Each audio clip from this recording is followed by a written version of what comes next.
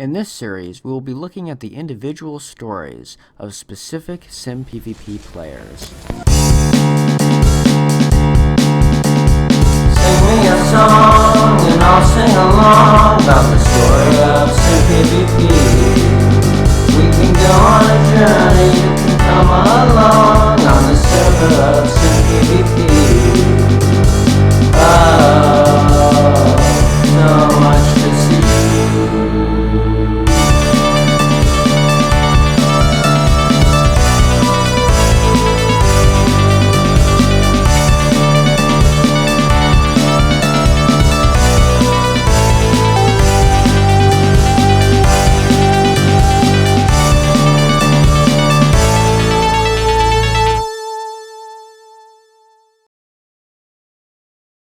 Hello, Lord Pasta here, and the next player that I interviewed was Korijenkins, who first joined the server in March of 2019.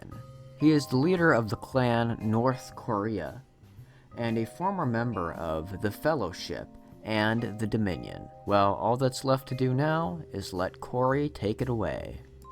Well, I joined SimPvP in March of 2019. I think it was March 15th. And it was like 3 a.m. my time when I joined, and nobody was online, so I thought it was a dead server. But I went on the wiki and saw a lot of history, so I decided to play here. My first thought was I left spawn really easily. There was no obstacles, no obstructions, because I think the player boom that happened hadn't happened yet. The first place I came across was Castle Snowfrog, which I cleared of some lava because there was a road running through it that was completely obstructed. Then I made a base about 12k from spawn.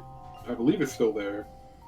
And I stayed there for a few weeks before I made a large trip further out, and it was late March when I founded North Korea. Around that time, I was propositioned by both Ansakes and Indie Dragon and Lord One, all of them, to inside the Fellowship, which, it was easy for me to get in because Slash recruited anybody. So I joined the Fellowship with the intent of insiding them initially, but later on decided against it because I actually thought Slash was pretty decent to talk to. Though he behaves like an idiot in chat, he's actually an okay guy to be with in Discord, and playing with him on some other games is pretty fun. So I changed my mind about that and ended up turning on Ansakes and the Fellowship of the Kittens, and then we ended up griefing Kitten Spear, Syracuse, Orem, and all of the FOK bases. After that, I went off on my own for a bit to work on North Korea. I invited Hedgehog Mind, and we both left the Fellowship to go do our own thing. And North Korea got built up really well until Jared 2013 joined the server. And he asked me if there were any bases that could be griefed, so I told him, well, head to Struthio. And I ended up helping him get there because he didn't know how to get there. I gave him the coordinates, I gave him some gear so that he wouldn't die on the way there, and him and I kind of griefed it. It wasn't a very good one because we didn't have any supplies or preparation. Struthio was pretty much destroyed, or at least ruined, and it doesn't look anything like it used to. Ostrich, having heard that I helped him, decided that he would use his knowledge of my base, because he knew where it was, because he was Cranberry Warrior and Cranberry knew where it was.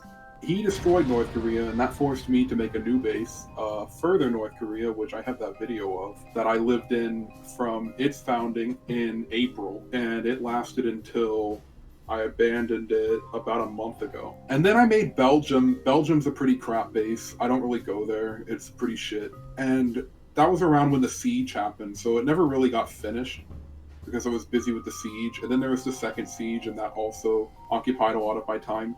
But for about 6 months after I moved away from North Korea, after it got griefed by Ostrich, I didn't really play a whole lot on Sim. I became more inactive. I made a farm. I might log on every day just to see if my base wasn't destroyed. But I didn't play a whole lot until I joined the Dominion and became a lot more active. And then obviously the second siege happened earlier this year. That is 2020. And that brought me back to the server a lot more. Well, that's just about it. But as always, I'll remind everyone else that they can contact me through Discord, and you have to have been on the server for over 5 months in order to get an interview like this and a little video made for you as well.